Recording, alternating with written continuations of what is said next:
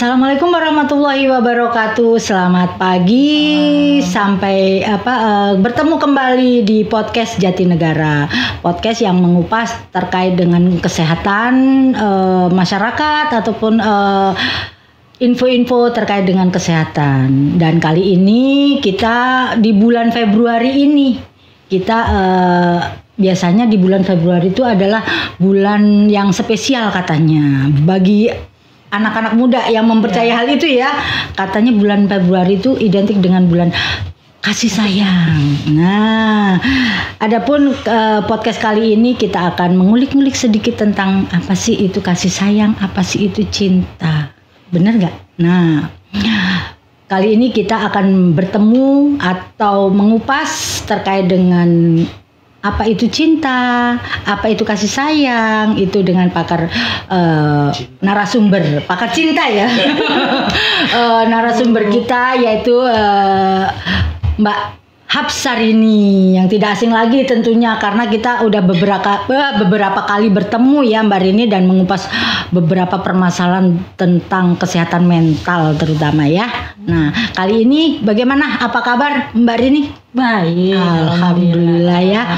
Baik ya, alhamdulillah sehat selalu pastinya ya. Dan kali ini nih kayaknya temanya menggelitik saya ini karena saya ini ya bukan masuk dalam zonanya kaum Gen Z juga milenial ya gitu, tapi kita kali ini mengupas tentang cinta gitu loh. Jadi terkait atau ngomong-ngomong tentang cinta, apa sih cinta itu Mbak Rini? Ngomong-ngomong tentang cinta, emang apa sih hubungannya cinta dengan kesehatan Mbak Rini? Mungkin saya mau ngambil kalau mungkin zaman dulu tuh kan ada film populer gitu ya, mungkin dari Tipatkai gitu kata-kata mutiaranya selalu disebutin. Beginilah cinta, deritanya tiada akhir. Waduh. Gitu. Jadi cinta tuh berkaitan banget sama kesehatan mental kita gitu ya. Mungkin betul. Yang sudah merasa terlatih disakiti gitu misalnya, atau terlatih untuk patah hati gitu ya misalnya gitu ya. Pasti tahu rasanya seperti apa. Waduh. Gitu. Jadi sebenarnya ngomongin cinta tuh nggak cuma ngomongin bunga-bunga romantisme doang gitu, tapi ngomongin kesehatan mental secara umum. Artinya cinta itu ada yang cinta menyehatkan, ada yang cinta tidak menyehatkan ya, seperti itu ya. Betul. Waduh. Terus kali ini kita lebih fokusnya kemana nih ya? Kita bicara apa nih fokusnya? Kita sekarang fokusnya mungkin mengupas dulu gitu ya. Cinta itu apa? Terus kenapa sih cinta itu bisa berubah jadi cinta yang nggak sehat? Gitu ya. Atau cinta yang kurang berakhlak gitu kan? Oh gitu ya. Bisa ya. Ada cinta tapi kurang berakhlak ya. Nggak hanya ASN aja yang berakhlak ya. Gitu. Tapi bisa juga apa sih ciri-cirinya cinta yang berakhlak gitu? Oke. Jadi apa itu cinta Mbak Rini? Nah, kalau berdasarkan American Psychological Association gitu ya, cinta itu apa sih? Intinya cinta itu tuh emosi gitu. Cinta itu emosi yang biasanya kompleks gitu ya, terus melibatkan rasa kasih sayang dan biasanya sifatnya lembut gitu ya, dan berkaitan juga dengan pengabdian kepada orang yang dicintai gitu. Jadi cinta tuh nggak cuma emosi tapi ada tindakan biasanya. Aksi ya? Ada aksinya gitu. Jadi kalau orang ngomong cinta-cinta nggak ada aksinya, nah itu perlu dipertanyakan lagi cintanya gitu ya. Makan cinta gitu ya. Kan ada istilah makan itu cinta gitu ya. Gitu. Karena kalau cinta yang betul dia pasti melibatkan aksi gitu. Cinta melibatkan harus ada aksi ya. Kalau nggak hanya cuman bicara cinta aja, aku cinta padamu tapi nggak ada aksinya ya gitu ya, percuma ya gitu. Omong doang. Nah, kalau menurut Steinberg ada juga yang mengumpamakan cinta itu seperti kisah. Gitu. Jadi kisah itu apa sih yang dikisahin ya, pengalaman hidup seseorang, bagaimana seorang bertindak gitu ya, yang dia berikan pada pasangannya, tapi juga sebenarnya itu dia dapat pertama kali dari lingkungan terdekatnya, orang tua, keluarga dan sebagainya. Gitu. Jadi ada hubungannya juga dengan pola asuhnya orang tua, dia mendapatkan kasih sayang dari orang tuanya itu ya. Terus unsur-unsur cinta sendiri itu apa Mbak Rini? Nah sebenarnya nih ya Bu, kalau psikologi itu ada namanya teori triangulasi cinta. Teori triangulasi cinta. Gitu, itu dari Steinberg. Nah cinta itu ada 3 komponen utama. Yang ketiga-tiganya ini kalau mau cintanya sehat ya harus ada secara seimbang. Gitu.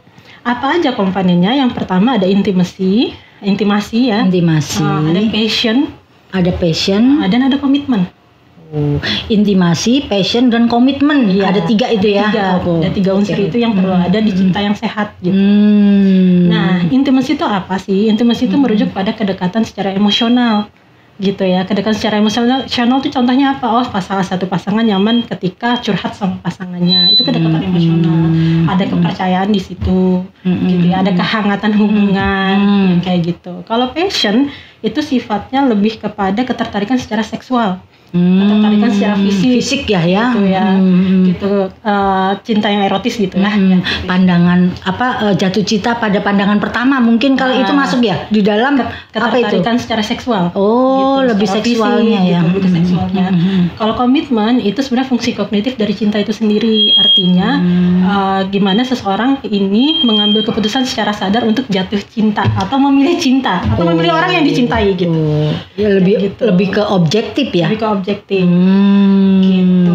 Makanya kalau mau cintanya sehat ya harus ada 3-tiganya gitu. Kalau misalnya nih kalau salah satu unsur tidak terpenuhi secara seimbang, maka cintanya pasti akan ada ketidakseimbangan dalam hubungannya. Tidak balance gitu. Kalau misalnya nih cintanya itu paling berat cuma diusahakan dalam hal intimasi sama passionnya aja. Artinya ya itu kalau kita nyebutnya romantic love, ketertarikan terhadap lawan jenis, dan biasanya muncul gambaran ideal mengenai pasangannya. Gitu. Jadi kita jatuh cinta pada gambaran ideal yang kita bangun tentang pasangan kita gitu. Artinya nanti tidak menutup kemungkinan kita menuntut gambaran ideal kita pada pasangan kita gitu ya, bisa aja tapi belum terbentuk komitmen. Gitu. Jadi belum ada keputusan secara sadar untuk saya milih dia untuk dicintai gitu.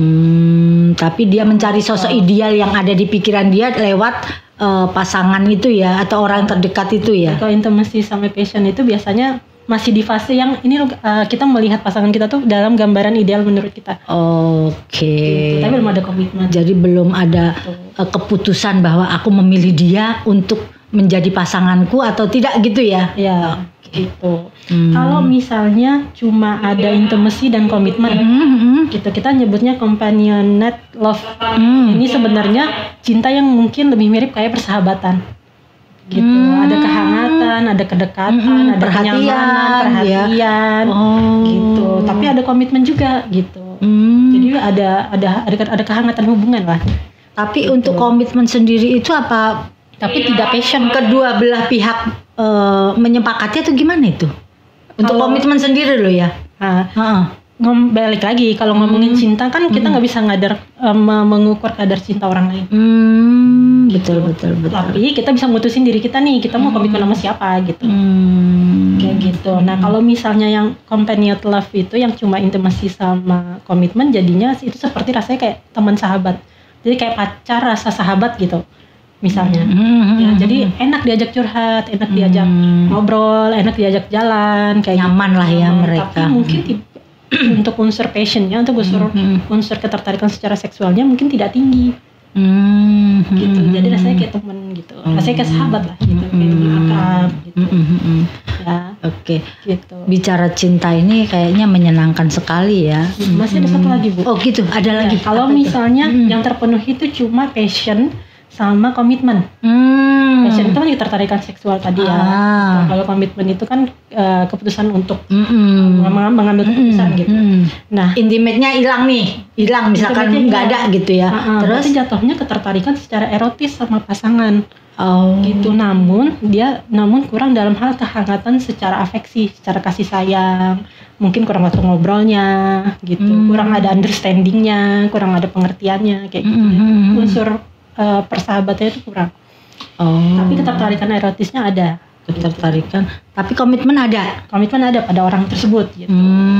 Seperti itu. Jadi bisa dibilang kurang balance aja sih sebenarnya. Nah, kalau mau cintanya sehat ya idealnya 3-tiganya ini dipupuk.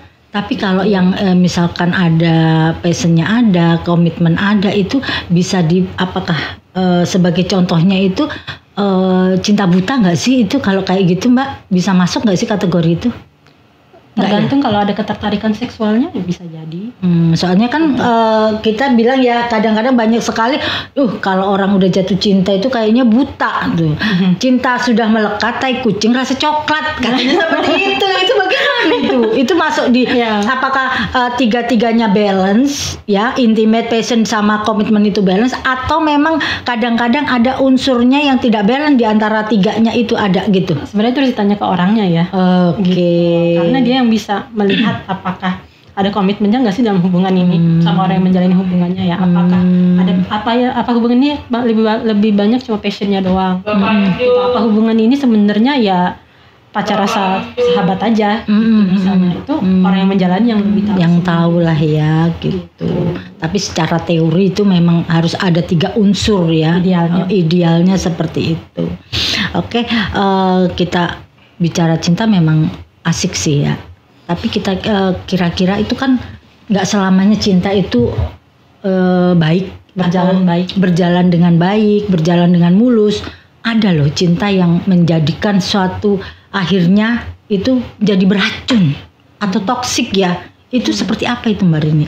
Nah sebenarnya gini, kenapa sih cinta itu bisa beracun? Kalau misalnya yang awalnya rasa cinta hangat gitu sebagainya itu mulai berubah ke arah rasa cemburu yang berlebihan, bertengkar deh, keinginan untuk mengontrol pasangan secara berlebihan, memanipulasi pasangan gitu. Nah itu mulai tuh ke arah sana gitu. Nah biasanya ke istilahnya anak zaman now tuh toxic relationship ya, itu biasa dikarakteristikan dengan hubungan yang penuh dengan konflik, terus tinggi konflik itu hubungannya, terus ada kompetisi antar pasangan. Kompetisi itu apa itu kompetisi antar pasangan itu? Misalnya nih pasangannya dia ternyata gajinya besar. Nah si pasangan yang satu ini bukan mendukung si pasangannya satunya gitu, apa ikut happy karena dia gajinya besar gitu, tapi cemburu gitu. Merasa nggak diterima, nggak tersaingi lah ya, tersaingi gitu. Atau mungkin pasangannya punya kualitas positif yang dia nggak punya, jadi dia merasa berkompetisi di dalam hubungan relasi. Ada minder bisa nggak? Bisa jadi ada minder juga. Betul. Nah, itu ada kompetisi dengan pasangannya di dalam hubungan itu. Dan juga ada tadi usaha untuk mengontrol pasangannya secara berlebihan gitu. Jadi dia ingin menguasai lah ibaratnya, ngontrol, nggak boleh begini, nggak boleh begitu gitu ya. Nggak boleh apa, nggak boleh ketemu siapa, nggak boleh main sama siapa, nggak boleh ketemu teman-temanmu lagi. Oh gitu, dibatasin lah ya. Gitu. Terus itu masuk ke dalam hubungan yang toksik ya. Terus ciri-cirinya apa sih Mbak kalau untuk hubungan yang toksik atau hubungan yang tidak sehat? Hubungan yang tidak sehat itu biasanya melibatkan kontrol dan power dalam hubungan. Dan ini nggak selalu laki-laki ya, bisa juga perempuan yang punya kontrol dan power dalam hubungan itu. Jadi ini sebenarnya laki-laki atau perempuan tuh sama aja sebenarnya punya potensi yang ya, sama sebenarnya. Betul. Gitu. Contohnya apa? Misalnya banyak penggunaan taktik untuk mendapatkan apa yang dia mau dari pasangannya. Gitu. Contoh taktiknya apa? Misalnya menggunakan kemarahan dan kekerasan emosional. Kalau misalnya salah satu pasangan nuntut sesuatu dari pasangannya nggak mau, dia menggunakan kemarahannya dia tuh untuk bisa memaksa pasangannya untuk mau melakukan yang dia mau, mengontrol pasangannya supaya takut sama dia gitu misalnya, atau melakukan kekerasan emosional mungkin dengan mengata-ngatai pasangannya gitu ya. Kamu nih nggak bisa menuhin kebutuhan saya, kamu nih perempuan yang gini atau laki-laki yang begitu gitu, dengan kalimat-kalimat yang merendahkan biasanya. Seperti itu. Jadi sudah sangat tidak sehat ya. Tidak sehat. Gitu. Bisa juga mungkin ini terutama kalau misalnya dalam hubungan yang status sosial antar pasangannya beda. Gitu kan, status sosial di masyarakat itu ada ya. Betul. Mau nggak mau itu kita nggak bisa menutup itu. Iya betul. Tapi sangat berpengaruh itu. Betul. Menjadi toksik kalau misalnya salah satu pasangannya status sosialnya lebih tinggi, itu menjadikan pasangannya itu sebagai budaknya. Gitu. Betul, jadi kayak ingin diperlakukan seperti raja, seperti ratu, diratukan lah ya, pengen dilayani, nomor satukan lah ya, gitu. Tanpa dia melihat kebutuhan atau kesejahteraan pasangannya ketika dia melakukan itu gimana. Itu menjadi toksik ya. Menjadi toksik. Gitu. Bisa juga misalnya menggunakan taktik lain yang berfungsi untuk mengintimidasi pasangannya. Biar ketakutan pasangannya gitu. Ketakutan pasangannya. Misalnya apa? Ancaman gitu ya. Mengancam gitu, atau misalnya mungkin mengancam menyakiti hal yang disukai pasangannya. Gitu. ya udah kalau kamu nggak mau jalan sama aku misalnya gitu ya, nanti kamu adik kamu aku sakitin misalnya kayak gitu. Gitu. Nanti teman kamu aku nanti rahasia kamu aku sebarin ke teman kamu supaya nggak ada lagi teman-teman kamu yang nemenin kamu kayak betul banyak sih kasus-kasus seperti itu yang sekarang ada di media sosial ya. Jadi banyak sekali hubungan yang tidak sehat ya, ada intimidasi, ada ancaman, ada ya menguasai itu tadi ya, ingin menguasai pasangan itu tadi. Termasuk juga taktik mengecilkan concernnya pasangan. Ya misalnya gini, kalau dalam hubungan kan pasti nggak semuanya segala hal kita setuju 100% dari pasangan kita kan, pasti kan ada perbedaan pendapat gitu. Tapi kalau hubungan yang nggak sehat ketika salah satu pasangan membawa nih, ini saya keberatan loh, kamu begini, begitu, begini gitu. Si pasangan yang toksik ini bisa jadi mengabaikan gitu, atau bahkan mengecilkan. Itu kamu aja yang baper, itu kamu aja yang sensitif, itu kamu aja yang jadi dibalikin lagi gitu, ya. Padahal dia benar-benar menyampaikan apa yang dia rasakan sebenarnya. Dia mengecilkan rasa tidak nyaman pasangannya. Itu masuk. Gitu. Dan mungkin kalau yang lebih agak serius itu ketika misalnya udah mulai terjadi pemaksaan, terutama kalau pemaksaan fisik dan seksual. Gitu. Pemaksaan seksual itu nggak cuma perkosaan ya Bu, gitu. Tapi pemaksaan seksual itu juga termasuk misalnya manipulasi seksual, dibujuk rayu biar mau berhubungan, padahal pasangannya udah nolak, gitu misalnya, gitu ya. Atau misalnya tadi menggunakan ancaman, atau yang paling sering nih ya, kalau saya mungkin megang kasus-kasus kekerasan itu adalah diberikan janji nikah. Itu bagian dari manipulasi. Oh gitu ya, PHP ya, pemberi harapan palsu ya, laki-laki ya, terutama laki-laki ya. Mungkin perempuan jadi menjanji nikah gitu kan, pasti perempuan yang jadi korban ini, pihak perempuan. Bukan berarti kita yang laki-laki tidak menjadi korban, bukan ya berarti ya, bukan berarti seperti itu. Maksudnya kebanyakan yang dijanjikan itu kan pihak perempuan yang dirugikan. Kalau dalam hal janji nikah, perempuan mungkin lebih rentan. Betul. Itu kerentanannya itu ada pada perempuan, betul. Kalau sudah itu terbuai gitu ya.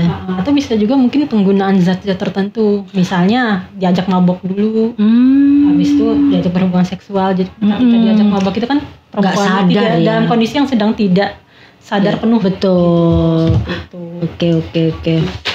Itu bisa terjadi juga. Gitu. Nah, taktik lainnya Bu, biasanya juga melibatkan isolasi dari pasangan. Maksudnya apa pasangan. Itu? Isolasi pasangan dari lingkungan sosialnya. Gitu. Misalnya apa? Kamu nggak boleh lagi main sama teman-teman geng kamu. Oh, udah keluar dari circle-nya lah dia gitu. Kalau misalnya konteksnya pacaran nih misalnya gitu ya, mungkin pasangannya bahkan ada yang bisa sampai mengisolasi pasangannya itu dari keluarganya. Misalnya misalnya nih habis dia manipulasi, berhubungan seksual sebagainya, jangan bilang-bilang ya sama keluarga kamu gitu. Oh, itu sudah masuk isolasi pasangan ya. Jadi menjadi pembisik yang negatif gitu ya. Atau misalnya nih yang sederhana aja, misalnya hari Sabtu kita jalan yuk, ayo, tapi kamu nggak usah izin sama orang tuamu ya gitu.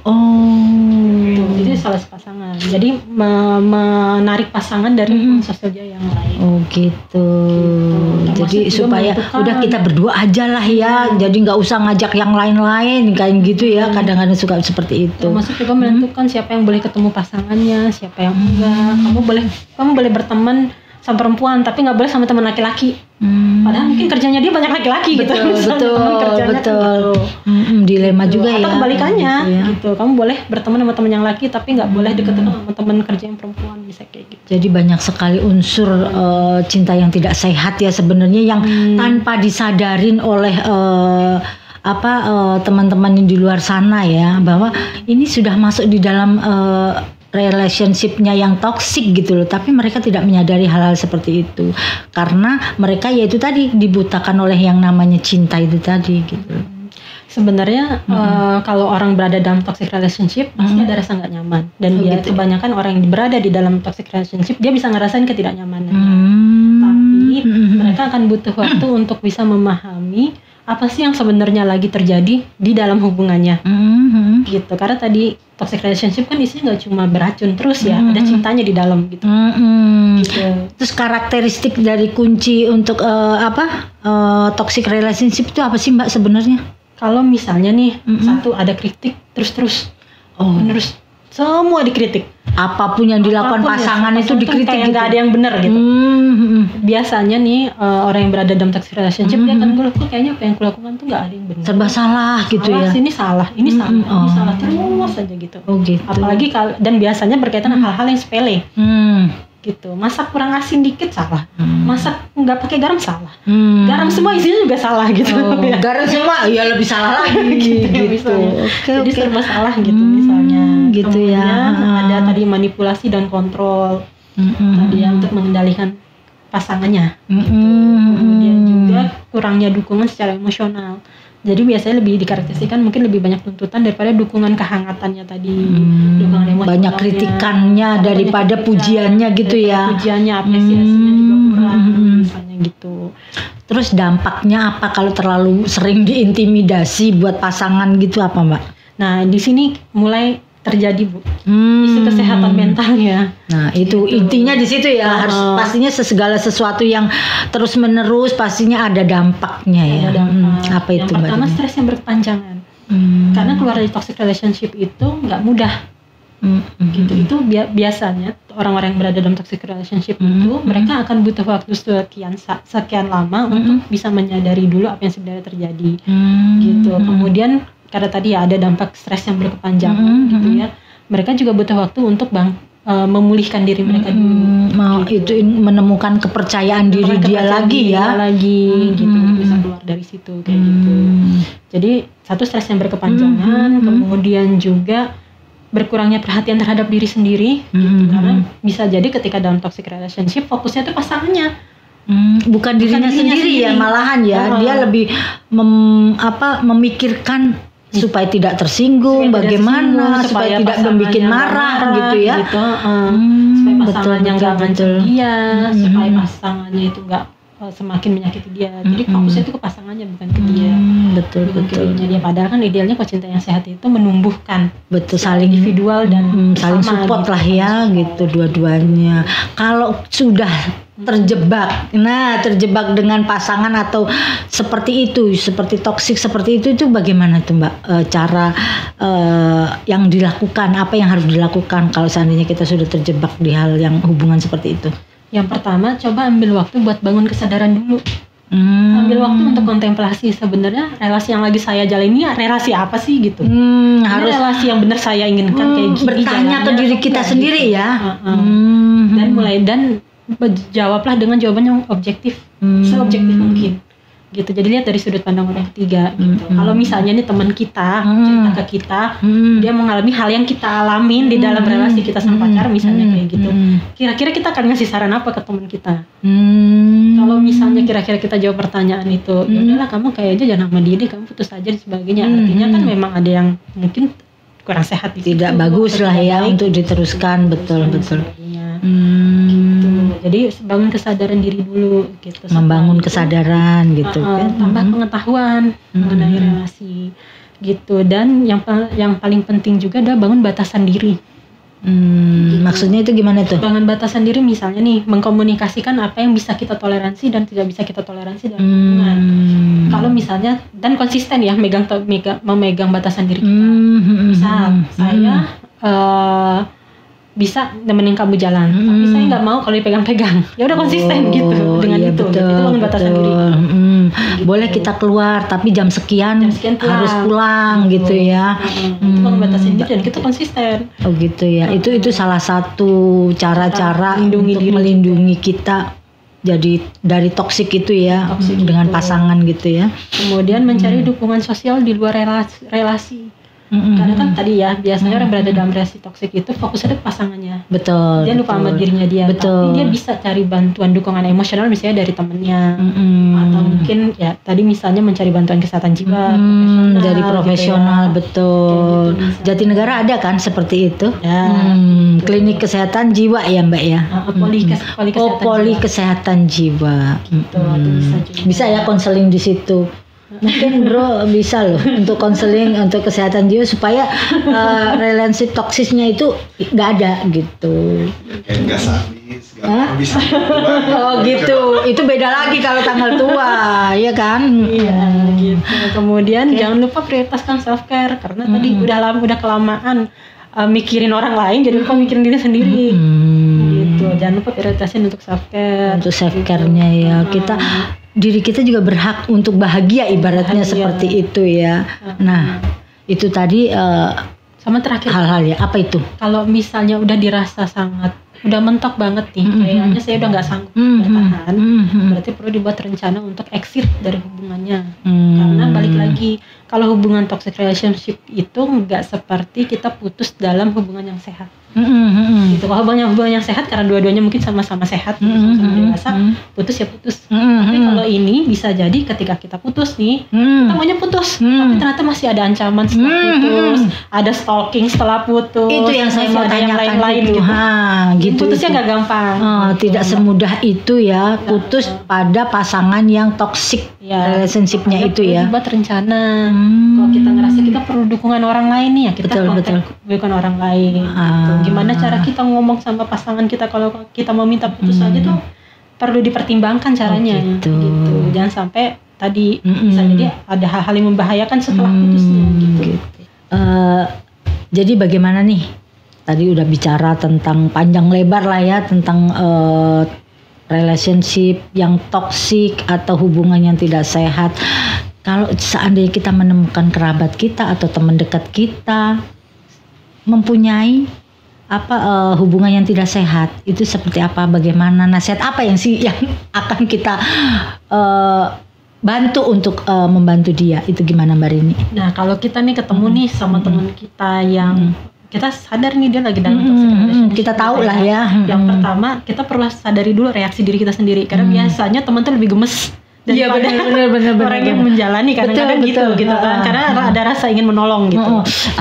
Gitu. Udah tahu gitu ya, tapi kok diam gitu ya. Gitu. Lebih gemes. Yang kedua, mungkin bisa tawarkan bantuan dalam setting private, mesti diajak ngomong berdua gitu. Sebenarnya kamu tuh gimana sih dalam relasi ini, kamu tuh nyaman gak? Bicara gitu. dari hati ke hati lah ya.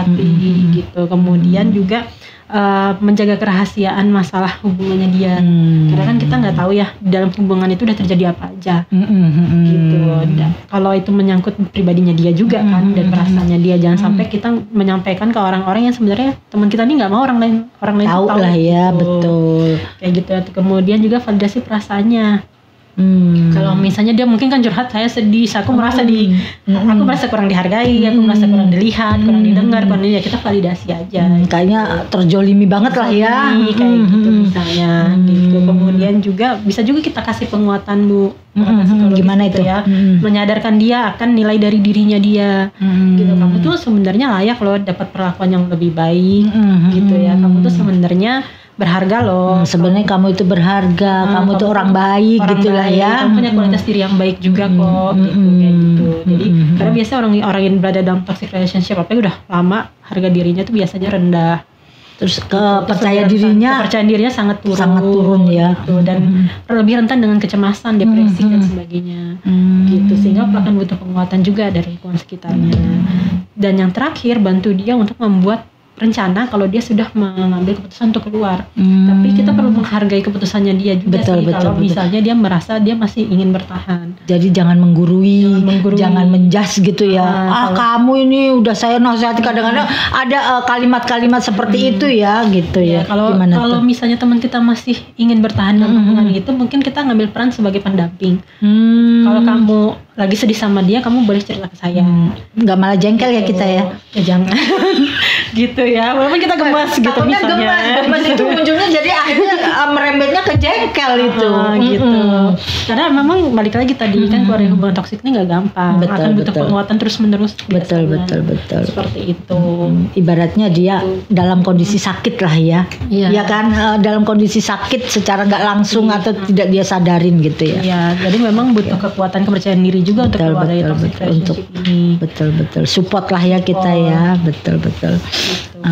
Oke. Itu yang tadi kita bincangkan itu terkait dengan hubungan yang tidak sehat. Nah, ciri-ciri hubungan yang sehat itu seperti apa nih? Tadi hubungan yang tidak sehat udah kita kupas tuntas. Nah, sekarang hubungan yang sehat itu seperti apa nih? Karena pemirsa pastinya pengen tahu, oh ini saya masuk dari dalam fase hubungan saya yang sehat atau yang tidak sehat nih. Seperti apa Mbak Rini? Nah sebenarnya gini, kalau kita ngomongin relasi sosial nggak cuma ngomongin relationship ya, nggak cuma ngomongin pacaran atau hubungan romantisme gitu. Ada yang namanya aturan basic relasi sosial. Aturan basicnya tuh apa sih? Kita merasa saling menghormati dan saling menghargai. Itu dulu dilihat ada nggak dalam hubungan ini. Kalau kita ngerasa kita udah nggak dihormatin, kita nggak dihargain, berarti kita perlu lihat lagi hubungan ini perlu kita lanjutkan apa enggak. Gitu. Atau ada yang bisa saya lakukan nggak untuk improve hubungan ini, dan kira-kira orang yang sebelah sana gitu ya pasangannya bersedia nggak untuk improve gitu. Kalau tidak ya artinya kan kita perlu pertimbangan. Dalam artian improve itu seperti apa maksudnya? Self improvement misalnya, mungkin cara komunikasinya diperbaiki. Gitu. Misalkan keterbukaan lah ya. Misalnya saya nggak suka kamu bicara seperti ini, gitulah ibaratnya seperti itu bisa ya menyampaikan pendapat itu tidak takut-takut atau apa gitu ya. Jadi ada rasa ada rasa bahwa saya ini dihormatin dalam hubungan ini gitu. Itu yang basic banget. Oke. Kemudian juga ada keseimbangan dalam memberi dan menerima. Nah, kalau dalam toxic relationship terkadang ada pihak yang lebih banyak memberi, ada pihak yang menerima terus, taken terus, jarang givennya tuh, jadi nggak seimbang. Take give-nya nggak seimbang. Jalan lah ya. Gitu. Kemudian juga ada dukungan secara emosional. Kalau misalnya salah satu pasangan lagi terpuruk gitu, misalnya secara emosional, pasangan yang sehat itu dia akan show up, nenangin.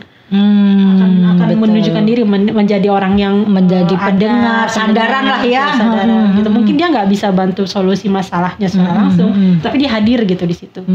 Dia atentif gitu. Di setiap mungkin kesedihan dia, kegalauan dia ada teman curhat, apa pendengar lah ya paling tidak. Enggak gitu. Kemudian juga adanya kepercayaan itu juga ya, dan kejujuran dan rasa tanggung jawab dari masing-masing pihak. Gitu. Jadi tetap ya, tanggung jawab itu ada di dua belah pihak, nggak salah satu. Betul. Gitu, nggak cuma si laki-lakinya, nggak cuma si perempuannya gitu ya. Kayak kalau sudah komitmen menjadi suatu pasangan, pastinya saling menghargain, toleransi, saling menjaga itu ya. Ada kompromi, betul. Gitu, ada keadilan, dan yang paling penting tidak ada perilaku yang mengintimidasi atau menyakiti satu sama lain lah ya. Gitu. Itulah. Itu sudah masuk dalam kategori sehat lah ya, saling menghargai, toleransi, apa itu tadi, tidak saling menjatuhkan lah ya antar satu sama lain. Terus apa lagi tadi?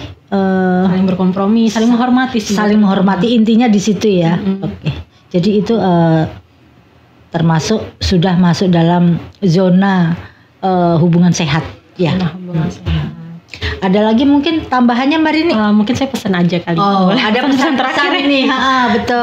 Mungkin gini kali buat teman-teman misalnya yang saat ini merasa dirinya masih terjebak dalam hubungan yang tidak sehat, atau toxic relationship. Yang pertama, sayangi dulu dirimu. Gitu. Peluk aja dulu diri kamu. Gitu. Kalau belum bisa keluar ya pelan-pelan. Tapi diri kamu tuh juga perlu dihargain loh. Kalau pasanganmu nggak bisa, ya diri kamu yang kamu kasih, yang kamu hargain gitu. Kayak gitu. Nah, mungkin bagi orang lain gitu ya, yang pihak yang mungkin merasa kayaknya saya ini jadi ujian buat pasangan saya gitu ya, misalnya gitu ya. Gak masalah loh kalau kita mengakui bahwa kita ini punya kekurangan yang harus kita benahi. Akan jauh lebih baik begitu, karena bisa jadi apa yang sekarang buruk masih bisa terselamatkan.